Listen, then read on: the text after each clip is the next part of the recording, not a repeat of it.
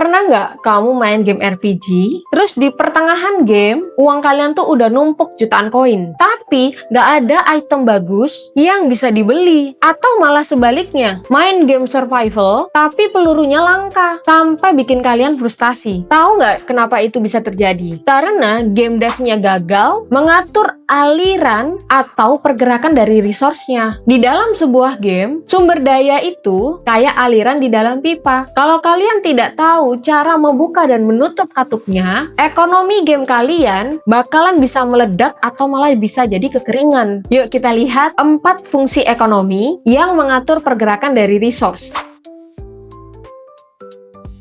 Yang pertama dan paling krusial adalah source atau sumber. Ini itu ibarat keran airnya. Fungsinya itu murni untuk menciptakan sebuah resource baru dari ketiadaan atau out of nothing. Cara kerjanya bisa berjalan otomatis seperti darah atau HP yang bisa regenerasi sendiri atau melalui event dan waktu tertentu. Kalau keran ini dibuka terlalu deras, game kalian jadi terlalu gampang. Nah, musuh dari source adalah drain atau lubang pembuangan. Tugasnya adalah kebalikan dari source. Dia menghilangkan resource dari dalam game itu secara permanen. Ingat, resource di sini itu benar-benar hilang dan tidak berpindah di kantong siapapun. Contohnya sangat simpel. Peluru yang hilang setelah kalian tembakkan atau stok makanan yang berkurang karena dimakan oleh kalian atau populasi warga kalian. Jadi, pastikan ukuran keran atau source-nya dan lubang pembuangannya atau drain-nya itu seimbang. Terus, gimana kalau resource-nya itu nggak hilang, tapi cuma berubah wujud? Disinilah converters atau pengubah itu bekerja. Fungsinya adalah mengubah satu jenis resource menjadi jenis yang lain. Misalnya, saat kamu menebang sebuah pohon, fisik nih, tangible, pohon itu diubah menjadi sebuah angka, kayu, atau lumber, intangible. Nah, serunya lagi, kalau kalian memasukkan sistem upgrade teknologi, proses konversi ini bisa dibikin makin efisien. Yang terakhir adalah traders atau perdagangan atau pertukaran. Berbeda dengan fungsi converter atau yang lainnya, di sini sama sekali tidak ada resource yang diciptakan atau dimusnahkan. Trader itu hanya memindahkan satu resource dari satu entitas ke entitas yang lain dan hanya bertukar tangan saja sesuai dengan aturan takarnya. Contohnya, saat kalian misal membeli sebuah perisai, uang kalian pindah